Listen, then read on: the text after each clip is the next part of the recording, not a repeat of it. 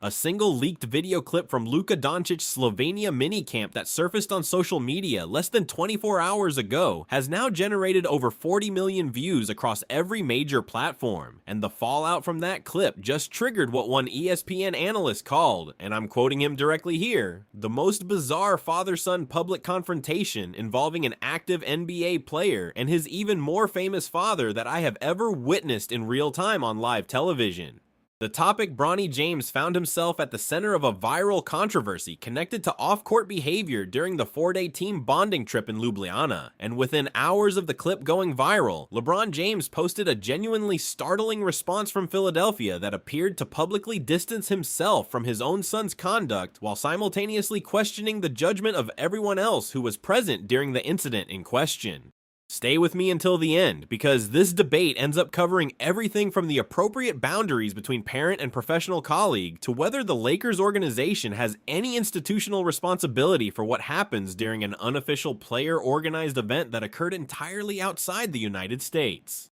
Let me walk through exactly what happened before we get into the fireworks, because the specifics of the incident itself matter enormously for understanding why the reaction has been this intense. According to the leaked footage, which has been verified by multiple credible sources, but which the panel deliberately did not describe in explicit visual detail on air, the incident occurred during one of the informal evening activities that took place after the official on-court workout portion of the daily itinerary. Bronny James was apparently the central figure in an altercation involving a local individual that reportedly began as a verbal disagreement and briefly escalated into what one analyst described as, and I'm paraphrasing here to stay accurate, physical contact that fortunately did not appear to result in any injury, but that clearly should not have occurred between a professional athlete and a member of the general public regardless of the underlying circumstances. The immediate reaction from local Slovenian authorities has been measured but attentive, with initial reports indicating that no formal criminal complaint has been filed by the individual involved, though the local police have reportedly conducted preliminary interviews with witnesses to establish exactly what occurred.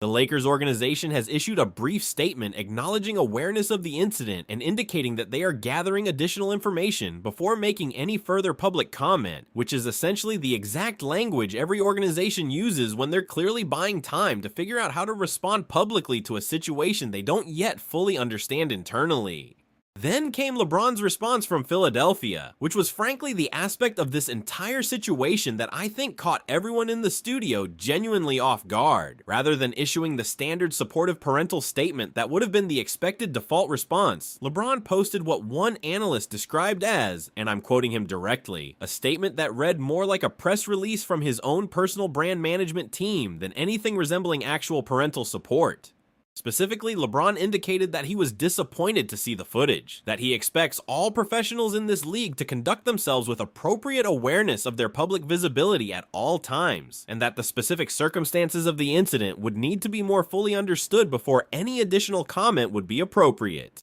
Nowhere in the statement did he explicitly defend his son, offer contextual explanation of what happened, or reference his own personal relationship with Bronny in any meaningful way. The panel discussion of that specific response was genuinely fascinating and honestly a little uncomfortable to watch unfold in real time. One analyst immediately argued that LeBron's measured public tone reflects appropriate professional maturity, treating his son the same way he would treat any other professional colleague whose conduct had generated public controversy, which is genuinely difficult but ultimately correct behavior for someone in his unique position as the most visible parent in professional sports history. Another voice on the panel pushed back sharply on that interpretation, arguing that the deliberate absence of any expression of paternal support in LeBron's statement communicates something significantly darker about the underlying father-son dynamic than most people are willing to acknowledge publicly. That's when the conversation really escalated. One analyst raised the question that had been sitting uncomfortably in the background of the entire segment, which is whether LeBron's departure from the Lakers this past offseason was actually motivated by factors involving Bronny that have never been fully explained publicly.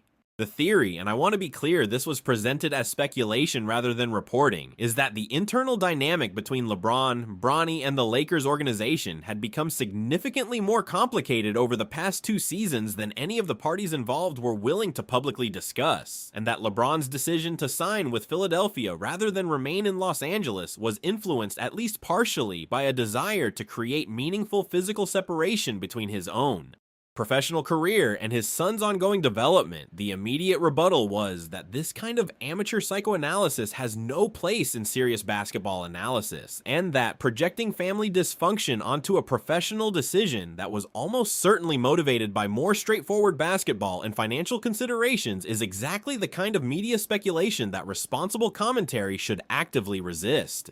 LeBron went to Philadelphia because Philadelphia offered him a meaningful role on a genuinely championship-caliber roster during the final years of his career, and reading anything more elaborate into that decision reflects our own narrative preferences more than any actual insight into what motivated the move. But the initial analyst wasn't backing down. He pointed out that LeBron's response specifically referenced professional expectations rather than any personal or familial dimension of the situation, and that specific language choice was clearly deliberate rather than accidental. If LeBron wanted to communicate parental support while simultaneously acknowledging the seriousness of the incident, the standard professional playbook for that kind of statement is extraordinarily well established at this point, and LeBron chose not to use any of that established language. That deliberate omission tells you something meaningful about the current state of that relationship, regardless of how uncomfortable that observation might make people watching from the outside. Then came what I thought was actually the most productive portion of the entire discussion, when the panel shifted focus toward what this incident actually means for the Lakers organization itself.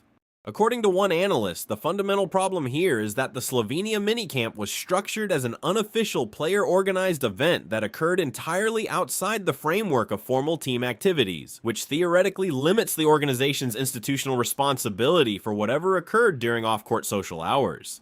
But practically speaking, 16 of 17 roster players attending an event hosted by the team's superstar creates exactly the kind of gray area where the distinction between official and unofficial team activity becomes essentially meaningless in the eyes of both the general public and the league office. The rebuttal was that JJ Redick, Rob Pelinka, and the broader Lakers organization had absolutely no operational involvement with the planning or execution of the Slovenia minicamp, and treating them as institutionally responsible for a spontaneous off-court incident involving one player during unstructured evening hours is exactly the kind of overreach that would functionally end player-organized team bonding activities across the entire league going forward. Every star player who has hosted teammates for informal off-season gatherings would suddenly be exposed to potential organizational liability for any behavior by any attendee at any point during the event, which is a genuinely unworkable standard that would eliminate a practice that has produced meaningful team chemistry benefits across the league for decades.